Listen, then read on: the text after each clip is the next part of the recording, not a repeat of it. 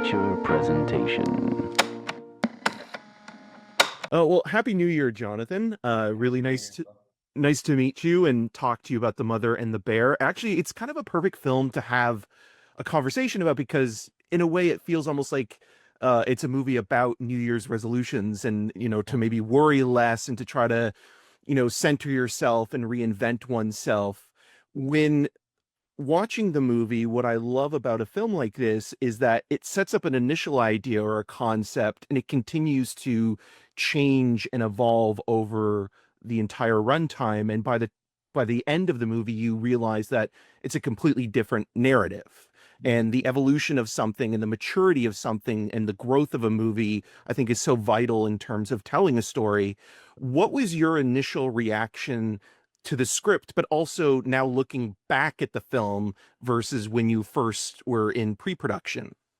So my reaction to the script, I think for me, first and foremost, I was a fan of Johnny Maha, from the get-go. So when the opportunity came up for me to audition, I was like, yeah, of course. Like this is, something that I really, really want to be a part of. He wrote this character specifically, like in his words, as like the Prince Charming type as well too. Because I think a lot of Asians navigating the industry aren't really they don't get really written as a Prince Charming type, right? And so yeah, just reading the script, the themes of mother's love, of identity, heritage. For me, it's what really really drew me to the project. Looking at it now, I mean, looking back, what was the second part of the question? You were Well, talking about yeah, looking back at it now, does it change at all for you now that now that it's getting a theatrical release and it's Mm. played the festival circuit and you've had these conversations? Yeah, I mean, it's just I think overall it's just been just a massive dream come true in a way. To look back at it, I think to create a film, about this story, about this niche sort of very specific story, and to see it released, Canada wide in the U.S., I think it's sort of a miracle. It's been I just feel very very grateful to just be a part of it, just to be able to tell this story. Absolutely. And you Yeah. did mention something there that I wanted to go back to about the audition process. When you're a fan of a filmmaker or know what the project is, does that create any kind of nerves or intimidation when you want to impress that person or you respect their work as much as you do with Johnny? I think for him, he's just such a warm and loving human being. So any preconceived notions of what you think this person is, when you get into a room with him, you're like, oh, this guy is just he's a bringer of like he knows how to bring people together. For example, when we were in Winnipeg filming on the weekends, we would have rehearsals at his condo. And it was just a labor of love. It was a labor of love. We'd go out and grab food afterwards, and you just create this atmosphere where it was a family atmosphere. And so like I said, any preconceived notions that I've had in terms of his work and the respect, that kind of, it doesn't go out the window, but you're like, that takes, it becomes second fiddle, because he's just so present with you when it comes to the process of it all, right? Yeah. Absolutely. And is that something as well that he was, upfront with in talking to you about his process and working in North America for the first time and making a feature? Because he's expressed some frustration in interviews about maybe the process at times not being, what he thought it would be or sort of navigating it. Was that something that he discussed with you at all? I can't really speak for Johnny in terms of his frustrations, but I think for him, like I said, he's the architect, he's a mastermind. But for him, like he doesn't have one I don't think it doesn't have one process. For him, he just has, ultimately, it's very, very fluid. Sometimes, going to a scene like he has an idea of what it's supposed to be, but at the end of the, when we come out of it, he's like, oh, I thought of this idea. Yeah, he's just very collaborative and he's so creative on such an expansive level. Yeah, it's just it becomes not to say acting's not fun, but it's just it becomes such an enjoyable experience for sure. Yeah, it becomes like this magic. Yeah, he mentioned that as well, that there was magic on set and that it was almost like a sandbox in which he was creating, and that all these people are coming together to collaborate on the Yeah. project. When you're working on a scene, and you mentioned that, things can change and the collaboration with the director allows room for improv and change. Was there any scene that changed at all when you were shooting versus what was on the script? Hmm. I think there's one scene in that didn't make it into the film. But you know, and it was because of, for what he explained, it was because of the story. It doesn't really serve the story. Bummer, but it's okay. Hopefully it'll make it in a director's cut one day. But it yeah, for him as well, like, he just he guides you. He guides you without even you knowing you're being guided in that direction of what that is.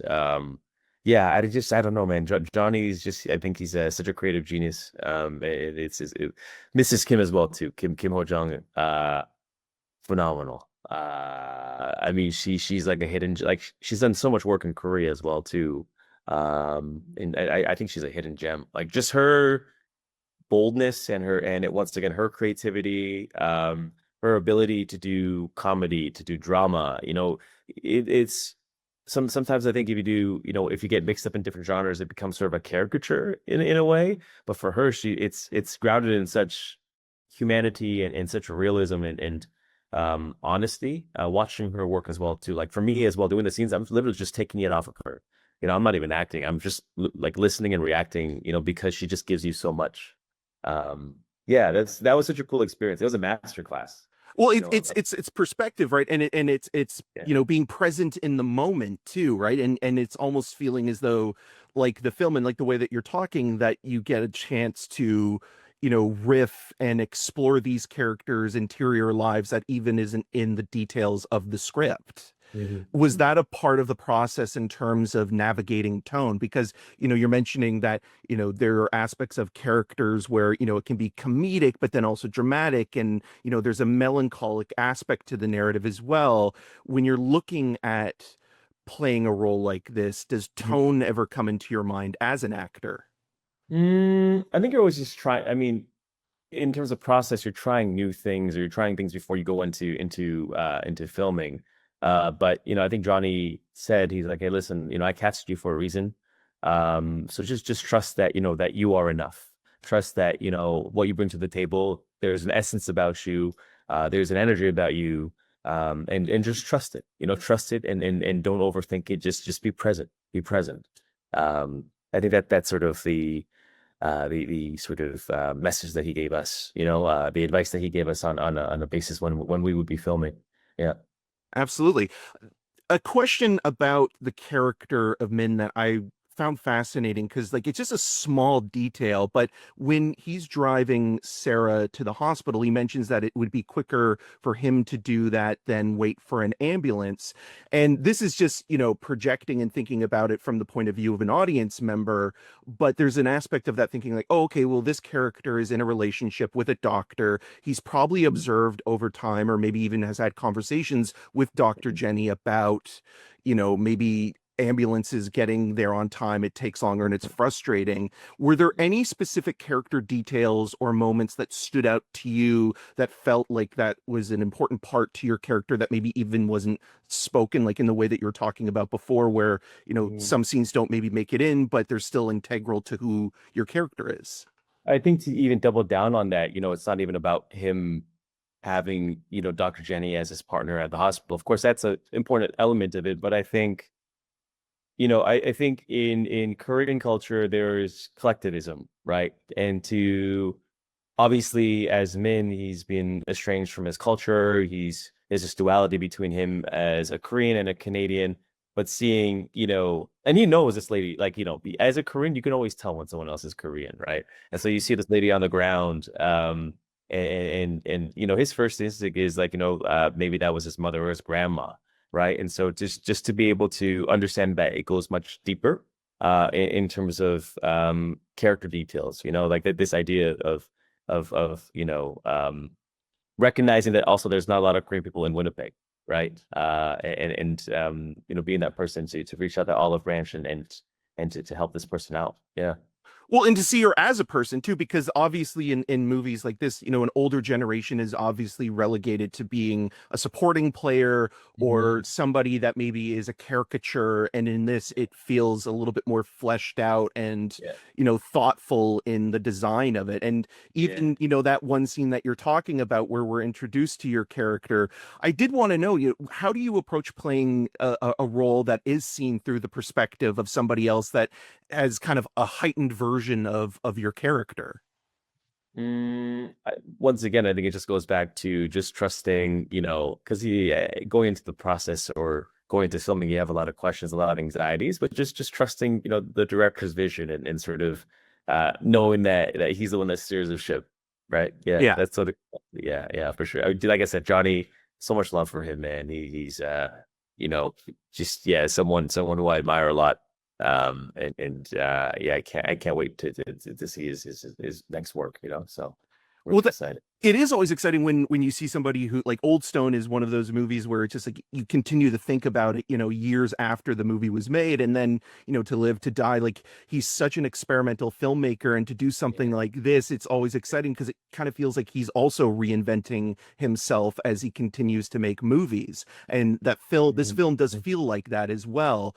When you're shooting on location, does shooting in such a harsh climate play a role in your preparation at all? I think Winnipeg in itself played a character, right? This desolate, not desolate. I mean, that's kind of bad. I love Winnipeg. Winnipeg was such a good time, but yeah, it just plays a character in itself. It creates a backdrop. It creates a tone. It creates it just it's. I think yeah, Winnipeg in itself really mirrors what Sarah's feeling as well too throughout the film, right? Yeah, I think that's what it comes down to. Yeah. Yeah, well, absolutely. It feels as though like the wind and the cold is fighting to get in, and just in the sound design, you feel that kind of freezing temperature almost trying to get in, but there's this kind of warmth around the character that wraps around you as you're watching. Do you also see this movie? Because I was reading like a lot of articles and reviews about the film, and the thing that it points out, because this came, was coming on the festival circuit when you had movies like Universal Language and Rumors, these other Winnipeg productions and the Johnson brothers and Guy Madden and Matthew Rankin. Do you look at this as a part of a new wave of Winnipeg cinema, or even a travelogue to Winnipeg as much as a Johnny Ma movie?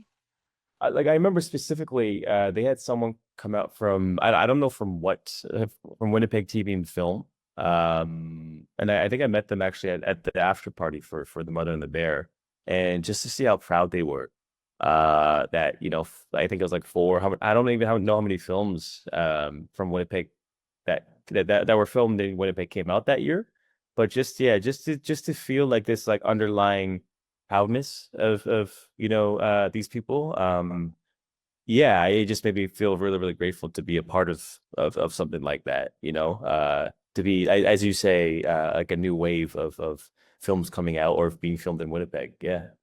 Absolutely. And it's always exciting when it's like, these weird and wonderful films that are almost hard to describe and don't fit an algorithm, Yeah. play into it as well, right? Because it's Yeah. hard to kind of describe or put into words what the mother and the bear is. You need to experience it in the theater in order to really, understand it and take it all in.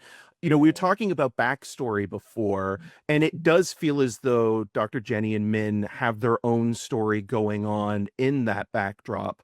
Did Mhm. you develop any backstory with your co-star Samantha Kendrick that helped to layer your characters' relationship?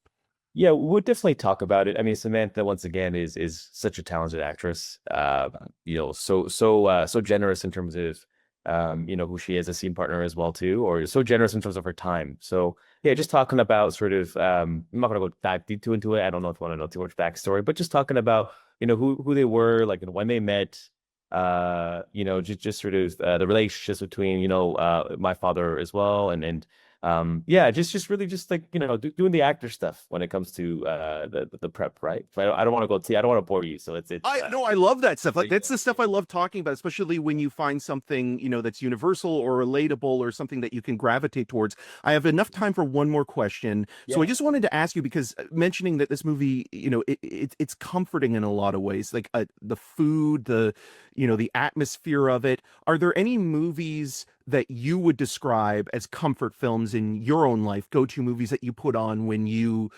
feel, down or excited, or just something that you just love revisiting? I'm trying to remember. I mean, during during Christmas time, a lot like Love, Elf. Actually, this isn't comfort, but I was just talking to the publicist about Sarah, wonderful as well too. Shout out to Sarah. Yep, the best. The Substance. That's not comforting. I just watched that. That was like top of mind. I don't know if you see Right. Yes, yeah, something, yeah. maybe in a sick way it's comforting to some people, but yeah, to go off tangent a little bit, that movie was phenomenal. Well, it reminded me so much of films of the 80s like Reanimator and From Yeah, Beyond, and genre filmmaking of a different era, but coming back. And for that film to become an awards movie, and that is so strange to me, because that yeah, doesn't happen, right? Like, yeah, yeah. we're talking about Canada. I mean, body horror and David Cronenberg and all those things never really get recognized. And so Mhm. to see a film like The Substance do as well as it did, and also to Yeah. be a really fascinating satire, but then also have that practical component as well. Yeah. Exactly. So maybe it will become my Christmas time comfort film. Who knows? Yeah, I mean Yeah. it's definitely a left turn, but I really Yeah. appreciate you mentioning that, because like Yeah. those are the conversations I love having. And this has been a wonderful time to talk to you about the film, and congratulations on the movie. Thank you so much. Thank you. Appreciate it. Thank you. Thanks.